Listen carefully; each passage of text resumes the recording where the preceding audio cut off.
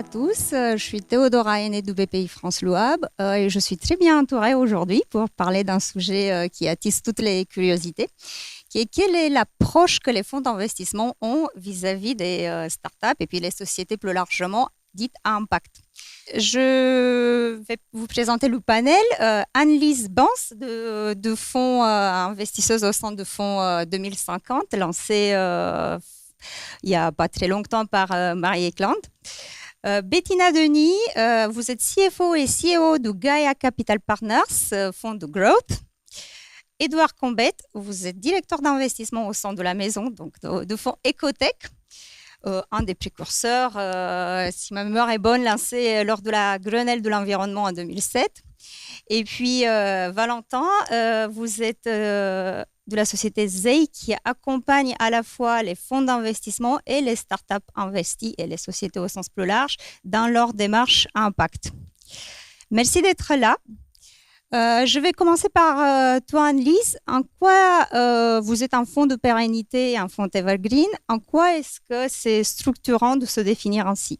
Merci Théodora. Alors, avant de parler de mots un peu techniques comme fonds de pérennité ou fonds evergreen, peut-être quelques mots un peu sur 2050.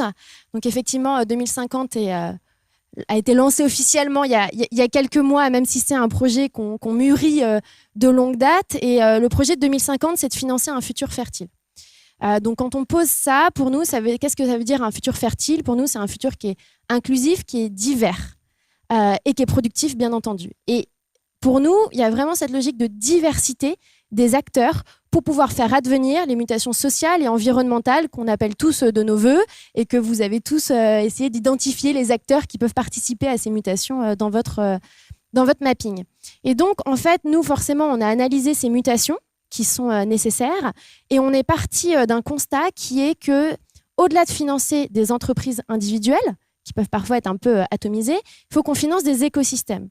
Alors, c'est un mot aussi assez galvaudé, mais qu'est-ce qu'on veut dire par là?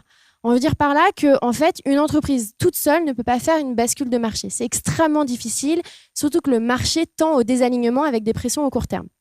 Et donc, chez 2050, on s'est dit qu'il faut qu'on finance des écosystèmes dans lesquels il y a différentes entreprises. Il y a une diversité d'acteurs. Donc, il y a des grands, il y a des petits, il y a des stades, des trajectoires de croissance qui sont différentes. Et donc, de là a abouti l'idée de se dire, OK, si on fait un nouveau fonds dans le monde du capital risque, il faut que ce soit un fonds qui accueille cette diversité. Et comment on accueille cette diversité d'acteurs économiques et aussi non économiques, on pourra y revenir, en faisant un fonds qui soit ouvert. Ce qu'on appelle ouvert, c'est un fonds qui puisse un peu se réconcilier avec les enjeux du long terme. Parce qu'un des grands sujets dans la finance, c'est toujours de se dire c'est une pression au court terme. Et surtout avec les levées de fonds successives, c'est toujours comment on fait pour pouvoir atteindre les objectifs. Et en fait, nous, chez 2050, le principe des fonds fermés, donc c'est-à-dire ces fonds qui lèvent et qui après ont un horizon de fin déterminé, ne nous paraissait pas compatible, en tout cas. Enfin, en tout cas, il y avait une innovation à faire de ce côté-là pour pouvoir bien financer des entreprises à impact. Parce que quand on dit impact, ça prend du temps, en fait. C'est pas incantatoire de dire je veux avoir un impact.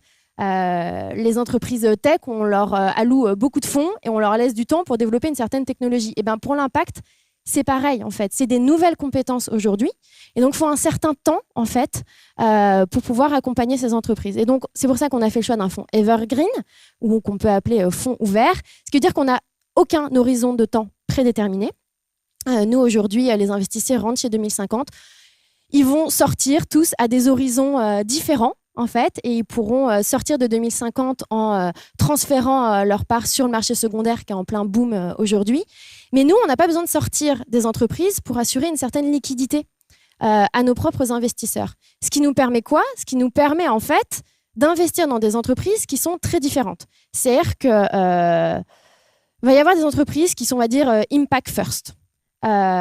Qui ont besoin d'un certain temps pour atteindre une maturité sur les compétences de scalabilité, de robustesse de leur technologie.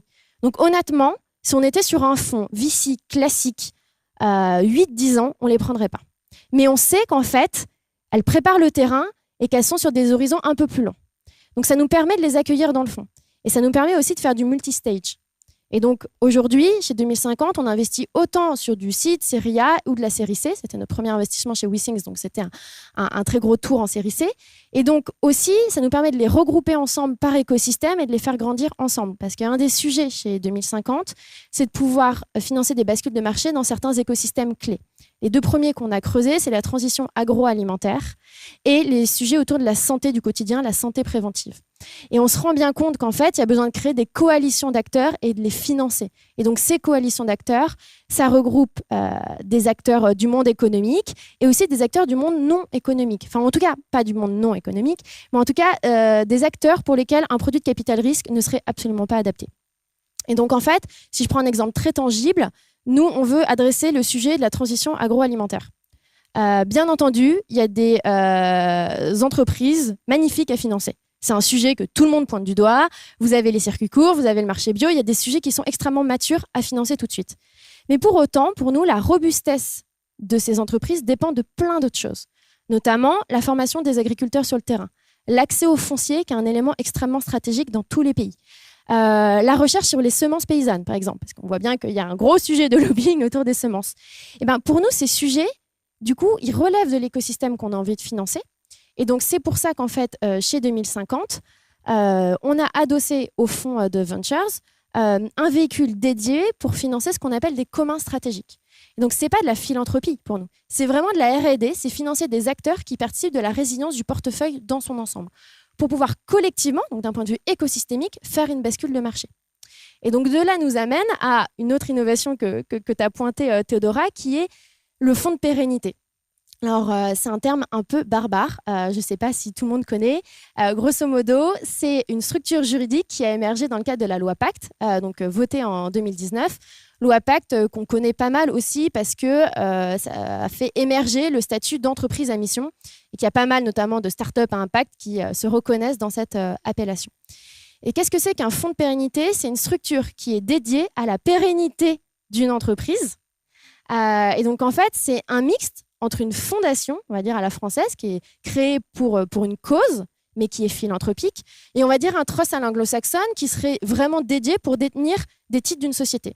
Donc là, on merge un peu les deux, on atterrit sur ce fonds de pérennité. Qu'est-ce que c'est ? C'est une entité de gouvernance qui nous permet en fait de réunir tout notre écosystème chez 2050 au sein de notre conseil d'administration. Qu'est-ce que ça veut dire très concrètement ? Ça veut dire qu'en fait, tout le monde a renoncé au partnership chez 2050. La société appartient à ce fonds de pérennité qui, lui, ne peut pas être acheté. Donc, on est sur une indépendance totale. 100% de la société de gestion est détenue par ce fonds de pérennité. Et ce fonds de pérennité accueille en son conseil d'administration différents collèges. Et donc, notamment, on a une représentation des collaborateurs, mais aussi des entrepreneurs qu'on soutient, des experts qui nous accompagnent sur le terrain, parce que agir sur la transition agroalimentaire, c'est pas nous, en tant qu'investisseurs basés à Paris où on connaît tous les sujets.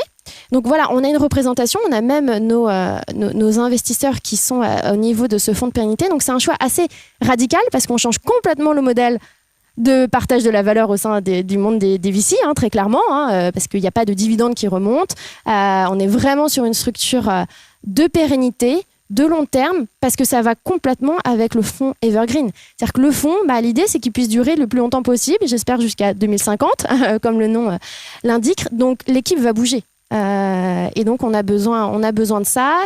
Et pour nous, c'est essentiel que ce conseil d'administration aussi nous éclaire dans notre stratégie pour mieux accompagner les entreprises, pour générer de l'impact, le suivre dans le temps. Mais bon, peut-être qu'on pourra revenir sur la méthodologie justement d'accompagnement des entreprises.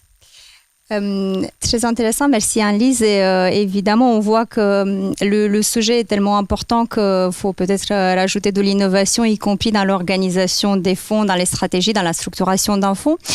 Mais où en sommes-nous de la réalité du terrain? Et toi, Edouard, qui est un bon représentant et un connaisseur fin de cet écosystème pour l'avoir passé au peigne fin depuis des années maintenant, quelle est la réalité du deal flow, c'est-à-dire des sociétés dans lesquelles on peut investir? Est-ce qu'il y a un niveau de maturité que tu vois évoluer aussi?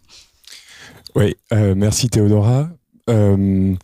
Donc moi, effectivement, j'ai la chance de faire partie des équipes de BPI France Investissement depuis 2014 et plus spécifiquement des fonds écotechnologie, Ville de demain et Impact. À travers ces fonds, on investit entre 1 et 10 millions d'euros dans des startups développant des projets innovants ayant un lien avec l'environnement notamment. Ce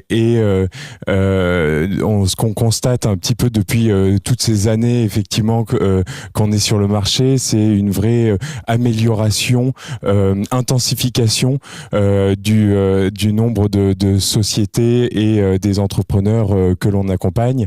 Je pense que c'est une transition qui est extrêmement vertueuse que l'on a pu observer depuis quelques années, avec des entrepreneurs de tous bords, allant de la sortie d'école jusqu'à des gens qui ont 20-30 ans d'expérience et qui sont vraiment prêts, qui ont toutes les outils pour créer une entreprise et le faire avec beaucoup de succès. Ça s'explique également par, je pense, une densification de l'ensemble de l'écosystème autour des entrepreneurs. Alors, bien sûr, en premier lieu, BPI France, je vais quand même faire la pub de la maison, mais également les incubateurs, les accélérateurs, les fonds d'investissement qui se créent à différents stades de maturité. Et je suis très heureux de voir 2050 et Gaïa autour de moi, qui sont deux fonds qui ont 2 ans maximum d'existence. Donc effectivement, on a cet écosystème qui est en train de progresser à un rythme extrêmement rapide et homogène. Et d'ailleurs, à ce titre, nous, on avait une première phase de notre vie qui était avec un fonds de 150 millions d'euros, qui à l'époque était un des plus gros fonds européens dédiés aux sujets plutôt environnementaux à l'intérieur de ce qu'on appelle l'impact. On a augmenté cette capacité d'investissement à 225 millions d'euros pour le fonds écotechnologie. On a ajouté le fonds Ville de demain qui est doté de 50 millions d'euros. Donc ça fait 275 en tout et pour tout. Et là, notre prochaine étape, c'est de lever un fonds que l'on espère être opérationnel pour la fin de l'année, doté là de 300 millions d'euros. Donc je crois que ça montre aussi, nous, notre évolution en termes de taille, en termes d'ambition pour nos entrepreneurs, qui correspond à ce que l'on voit un peu sur le marché, quoi. Merci Edouard. Bettina, vous êtes un fonds chez Gaïa, vous êtes un fonds de growth. 2 questions. Comment se matérialise l'ambition d'investissement responsable chez vous? Et est-ce que tu constates parmi les startups qui sont les vôtres aussi de deal flow, de foisonnement dans ces sociétés qui ont un niveau de maturité plus avancé? Merci Théodora. Alors effectivement, Gaïa Capital Partners, en 2 mots, donc c'est une société d'investissement dans le growth equity et on accompagne les investisseurs, les sociétés tech européennes à très forte croissance dans une trajectoire qui ont une volonté d'avoir un impact positif, une contribution positive, d'adresser positivement tous les enjeux ESG. On investit dans le growth. On a une particularité, c'est notre partenariat avec Sycomore Asset Management. Sycomore, c'est un acteur de référence en termes d'investissement responsable. Et en fait, ce partenariat a 2 grands atouts pour nous. Le premier, c'est en termes d'ESG, puisqu'ils partagent avec nous leurs connaissances d'investissement responsable. Et on a co-rédigé avec eux une charte qui s'intitule Tech for Good et qui a pour vocation de donner un cadre de réflexion, d'analyse, à la fois aux investisseurs de la tech, mais également aux entrepreneurs, pour justement définir ce que c'est investir de manière responsable dans la tech, et construire des sociétés plus responsables. Et alors l'autre caractère très intéressant, c'est que notre partenariat avec Sycomore crée une passerelle entre le monde du côté et le monde du private equity. De plus en plus, on constate en fait que le growth est un stade un peu pré-IPO. Et par conséquent, une fois qu'ils voudront s'introduire en bourse, en tout cas, les entrepreneurs seront très attendus sur les sujets ESG par les investisseurs du monde des marchés cotés. Donc, comme je disais, nous, on investit au niveau du growth. On constate clairement un niveau de maturité de plus en plus fort au niveau du VC pour les sociétés qu'on pourrait dire des sociétés à impact. Au niveau du growth, on n'y est pas encore. Ça arrive. On commence à voir les sociétés de la phase précédente qui grossissent et qui commencent à rentrer au niveau de notre pipe. En revanche, on n'a pas un niveau de maturité suffisant pour dire qu'en late stage, on peut construire une politique d'investissement purement impact. Donc aujourd'hui chez Gaïa, on va plutôt travailler sur une trajectoire responsable. L'objectif, c'est vraiment de s'engager sur un plan d'amélioration des sociétés pour pousser les externalités positives de ces sociétés et diminuer les externalités négatives. Voilà. Merci Bettina. Et on arrive sur le sujet sur lequel j'avais très envie de t'interroger, Valentin, parce qu'un peut-être des points qui restent quand même à creuser, ou en tout cas pour lequel il faut donner une dimension quasi scientifique, si tout marche bien, c'est la mesure de l'impact. Et aujourd'hui, c'est peut-être le talon d'Achille, ou en tout cas le point sur lequel on a le moins travaillé, et c'est important à la fois pour les fonds d'investissement qui doivent évidemment regarder ça lors de la phase de due diligence, mais après c'est aussi un peu la mission des fonds d'investissement, en tout cas on espère, d'accompagner ces boîtes-là et s'assurer que les KPI qu'on s'est établi en début de la relation sont respectés et que l'impact se passe réellement. Quel est le regard que vous portez chez eux sur ces sujets de mesure d'impact ? Alors effectivement, la mesure de l'impact, elle est centrale, mais elle n'est pas forcément simple à aborder.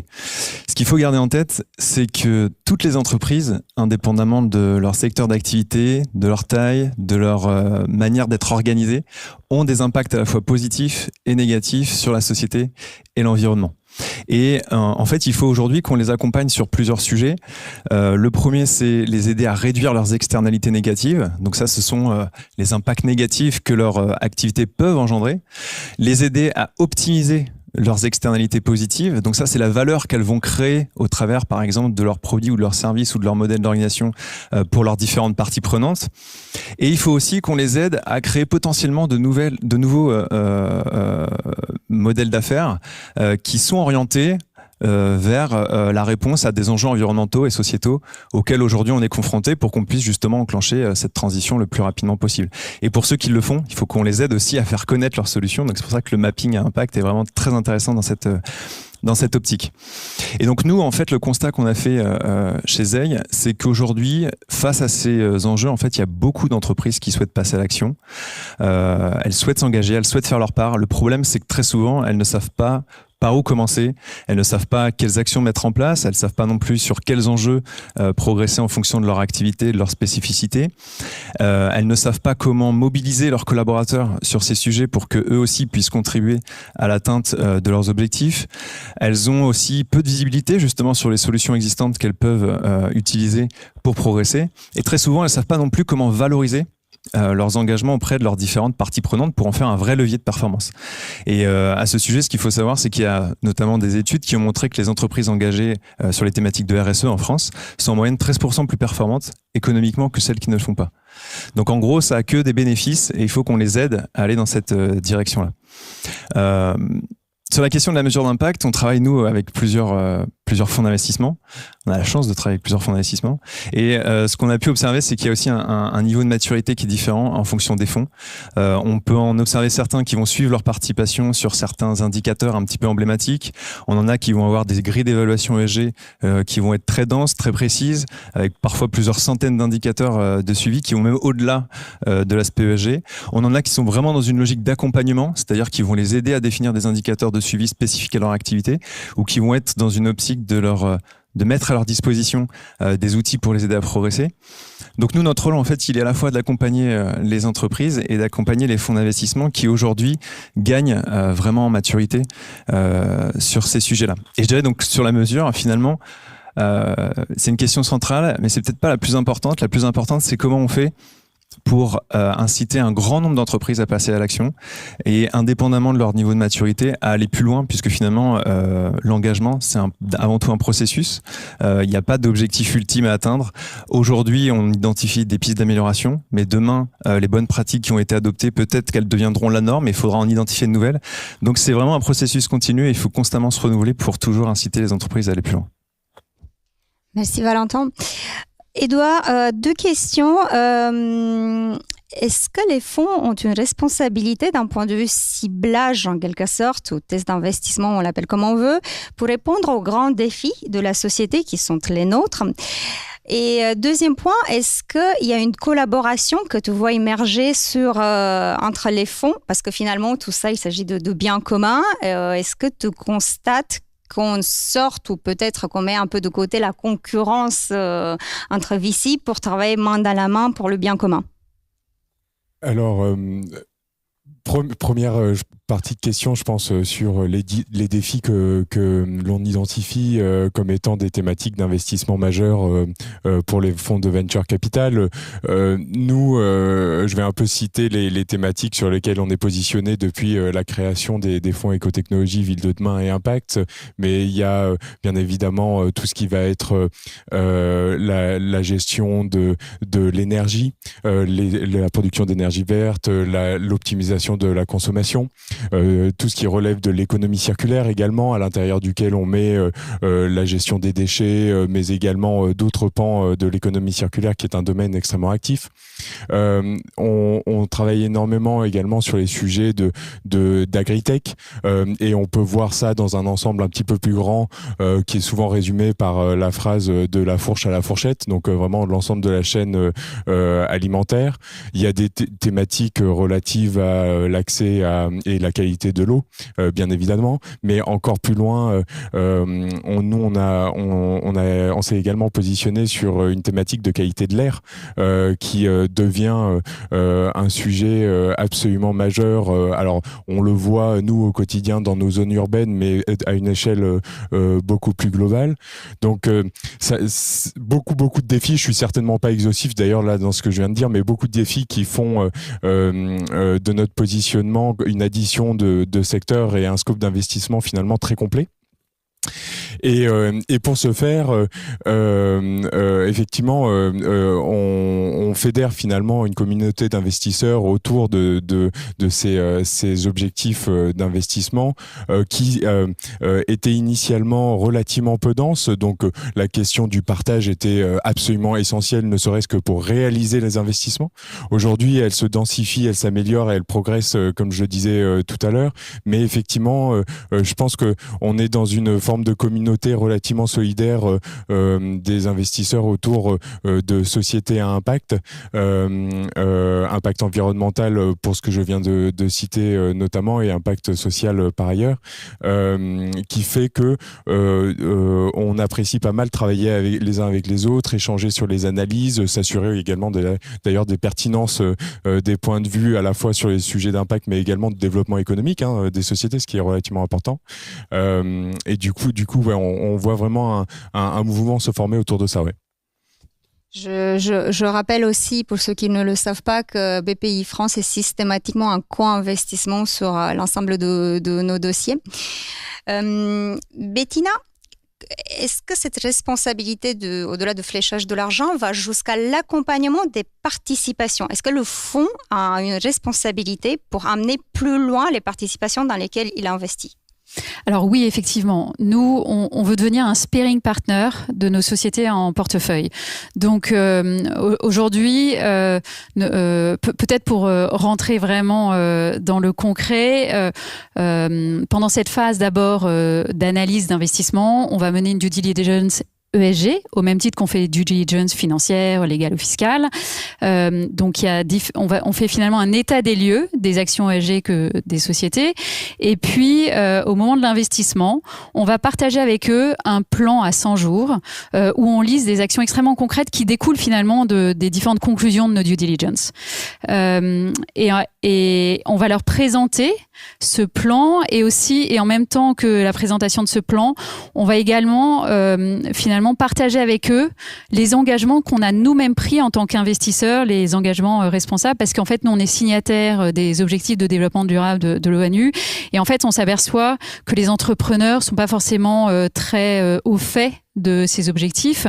Donc, on leur présente nos engagements et puis aussi on utilise ce cadre des ODD pour structurer les différentes actions qu'ils vont faire pour justement qu'ils comprennent finalement quels ODD ils vont pouvoir réaliser par le biais de ces actions. En fonction en fait du niveau d'avancement des entreprises, on pourra être amené à mettre en place des workshops. Donc on vient de terminer une série de workshops avec une de nos sociétés en participation. Donc comment ça s'est déroulé? En fait, on a eu un premier workshop où on a partagé avec elle les différentes actions que effectuaient déjà leurs concurrents. Il s'avère que c'était essentiellement des acteurs du marché coté parce que c'est eux qui communiquent aujourd'hui le plus sur leurs actions responsables. Et en fait, l'objectif de cette démarche, c'était surtout de leur donner des actions qui correspondent à leur secteur d'activité, qui leur sont vraiment plus spécifiques, et finalement de leur dire, vous voyez, vos pairs le font, certes ils sont plus gros, mais ça veut dire que c'est quelque chose qui est potentiellement facilement mis en place, qu'on peut facilement mettre en place chez vous. Une fois qu'on a fait ce partage d'actions, on leur a demandé de réfléchir aux objectifs, aux ambitions qu'ils avaient pour leur propre société en termes de ESG. Et à la suite de ça, on a travaillé avec un cabinet de consulting pour définir très concrètement quelles actions ils pouvaient mettre en place pour atteindre ces objectifs. Et enfin, on a fait un dernier workshop, un dernier d'une première série où on leur a présenté ces actions et on a défini qui, selon ses sensibilités, souhaitait être en charge de différents thèmes. Parce que ce qui est très important finalement dans l'ESG, c'est que c'est un sujet assez complexe et c'est pas quelque chose qu'on peut faire, qu'on peut confier à une seule personne. Il faut vraiment que ce soit pris en charge par la société, par sa gouvernance. Et d'ailleurs, peut-être un des points qu'on fait pendant notre due deal avant d'investir, on leur pose 2 questions qui pour nous sont très importantes. La première, c'est selon eux, quelle est la mission de leur entreprise? Ça va au-delà du business model, c'est vraiment qu'est-ce qu'ils veulent que l'entreprise donne finalement à la fois à ses salariés, mais à son écosystème.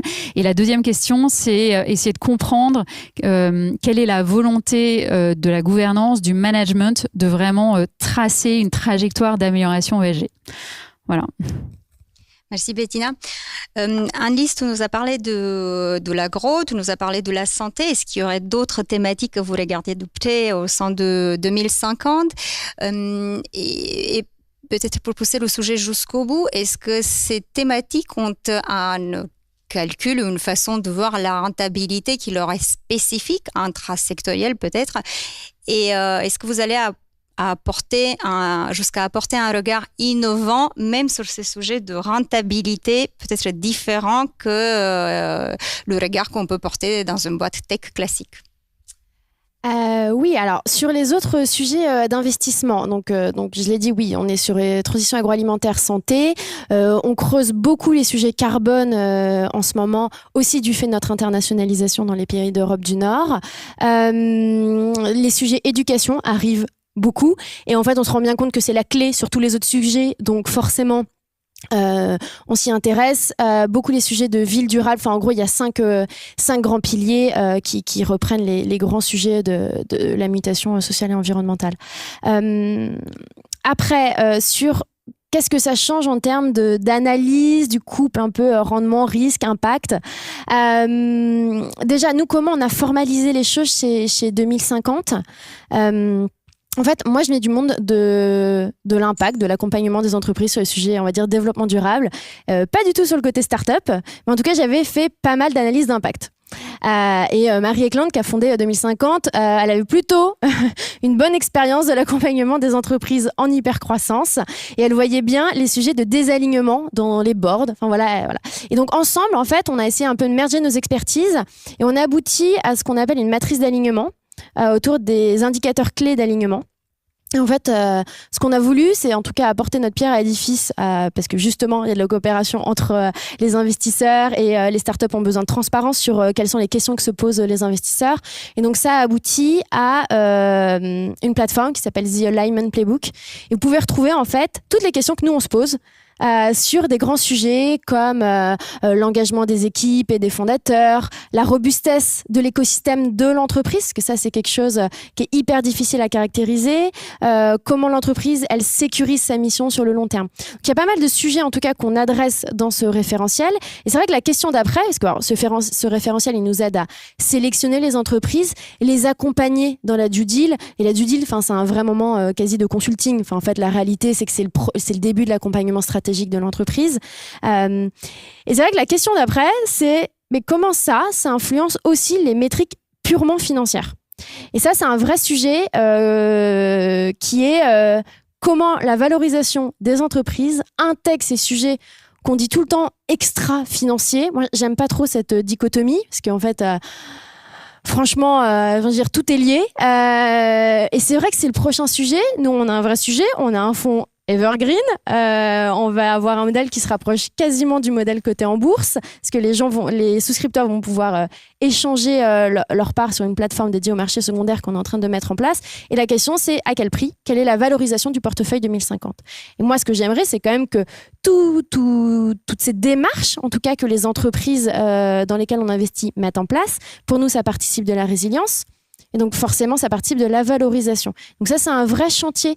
Et je sais qu'il y a pas mal de travaux qui sont en train de se mettre en place, notamment autour des nouvelles formes comptables.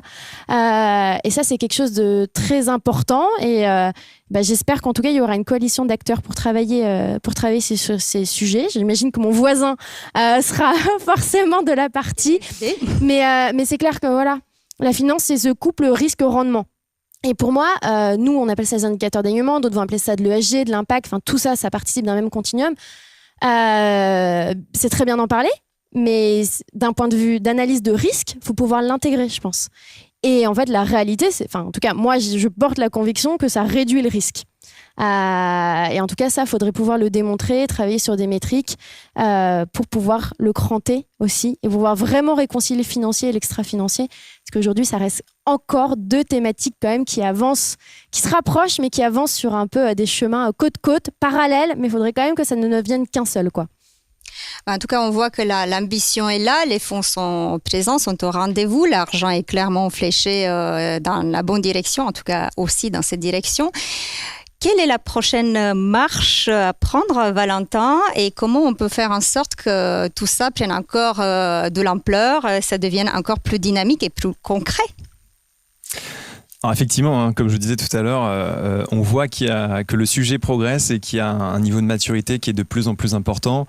Les fonds d'investissement ont maintenant des équipes qui sont dédiées à l'ESG. D'un point de vue méthodologique, on évolue. Il y en a certains qui se mettent dans une logique d'accompagnement et il faut qu'on aille encore plus loin. Je pense que la première chose, c'est qu'il faut réussir à massifier en fait l'engagement. C'est-à-dire qu'il faut qu'on arrive à accompagner un nombre très très important d'entreprises. Quand on regarde jusqu'à aujourd'hui, quand on parlait de ces sujets, et quand une entreprise souhaitait progresser en fait sur ces thématiques, elle avait plus ou moins deux options qui étaient soit je me faisais accompagner par un cabinet de conseil externe, soit je recrutais une personne dédiée à ces sujets en interne. Ce qui pour beaucoup en fait était une contrainte assez importante et pouvait devenir très coûteux. Donc aujourd'hui, je pense que pour massifier cet engagement, il faut effectivement que de nouveaux acteurs apparaissent et se mettent dans cette logique d'accompagnement, et les fonds d'investissement en sont un, et c'est déjà une bonne première chose. La deuxième chose, je pense, c'est faire en sorte de leur mettre à disposition des outils qui vont les aider dans cette démarche-là. Je pense aussi il faut qu'on arrive à jouer la carte de l'écosystème. C'est-à-dire, on voit aujourd'hui qu'en fait, il y a énormément d'innovations, de nouvelles entreprises qui se lancent sur des thématiques environnementales, sociales. Le problème, c'est qu'elles sont pas suffisamment visibles. Donc, beaucoup d'entreprises n'arrivent pas à les identifier comme des solutions potentielles qu'ils peuvent utiliser. Et donc, le mapping impact, encore une fois, est très intéressant pour faire connaître ces solutions. Nous, chez AI, on a aussi dans la plateforme, on a un catalogue de solutions qui permet en fait aux entreprises qui l'utilisent d'identifier très simplement des solutions pour progresser. Donc ça, je pense qu'il faut vraiment qu'on s'oriente vers cette logique d'écosystème. D'un point de vue méthodologique, je pense qu'il faut aussi qu'on progresse. Alors, je trouve ça très intéressant, effectivement, le fait de rapprocher le côté extra-financier et financier et de ne pas les distinguer. Et il y a effectivement eu des travaux là-dessus, donc on pourra en reparler. Mais nous, quand on regarde par exemple les méthodologies de due diligence ou d'accompagnement aujourd'hui, alors on se rend compte qu'effectivement les grilles d'évaluation sont de plus en plus précises, de plus en plus denses. Même la logique des indicateurs de suivi est en train de changer, c'est-à-dire qu'il y a encore quelques temps, on utilisait beaucoup des indicateurs de moyens, c'est-à-dire on demandait à l'entreprise est-ce que vous avez mis en place une politique sur tel ou tel sujet, est-ce que vous avez mis en place des indicateurs de suivi sur telle ou telle thématique. De plus en plus, on voit apparaître des indicateurs d'action et des indicateurs de résultats. Et ça, en fait, c'est pour nous beaucoup plus engageant et c'est, je pense, aussi beaucoup plus tangible pour des entreprises qui souhaitent passer à l'action. Merci Valentin, ça sera le mot de la fin pour cette table ronde.